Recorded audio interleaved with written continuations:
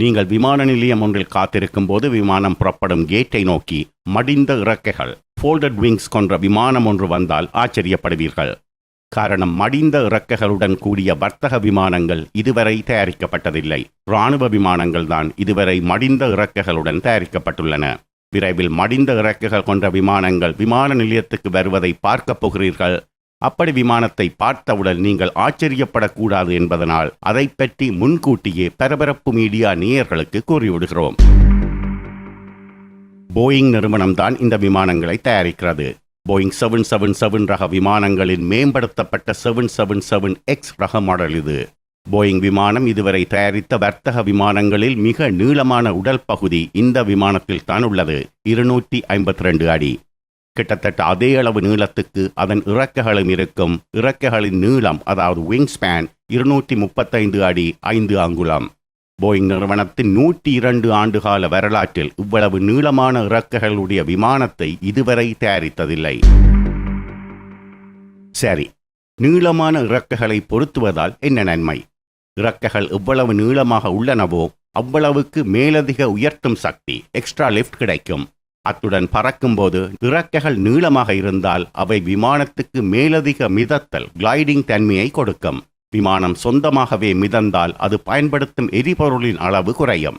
போயிங்கின் போட்டி நிறுவனம் ஏர்பஸ் தயாரிக்கும் கிட்டத்தட்ட இதே ரகத்திலான விமானமான A350ஐ விட போயிங் 777X விமானம் 12% குறைந்த எரிபொருளுடன் பறக்கும்.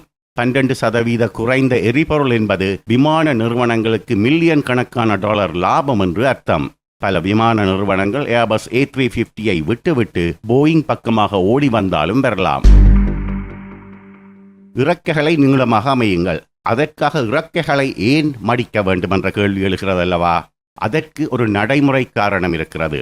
விமானம் தாங்கி கப்பல்களில் விமானங்கள் வந்து இறங்கும் காணொளிகளை பார்த்திருப்பீர்கள். உதாரணமாக FA-18 ரக விமானங்கள் விமானம் தாங்கி கப்பலில் வந்து இறங்கிய பின் அவற்றின் இறக்கைகளின் முனைப்பகுதி மேல் நோக்கி மடிவதை பார்த்திருப்பீர்கள்.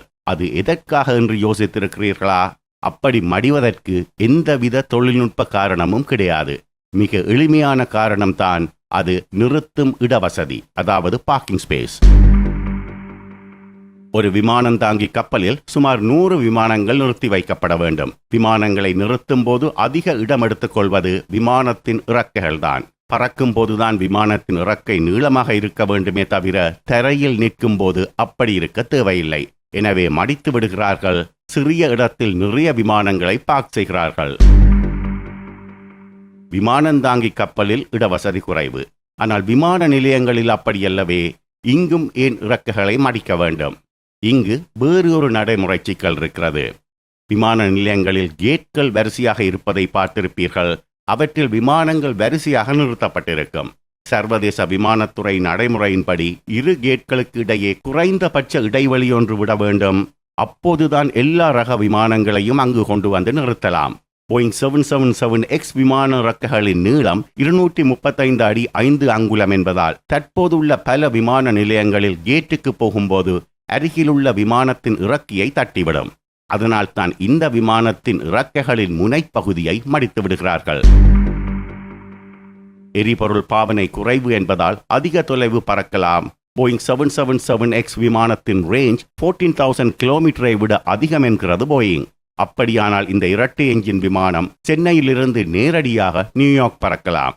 அடுத்த ஆண்டு பறக்கப் போகும் இந்த விமானத்துக்கு ஏற்கனவே Emirates, Qatar Airways, Singapore Airlines, Nippon Airways, Lufthansa உட்பட பல விமான நிறுவனங்கள் ஆர்டர் கொடுத்துள்ளார்கள்.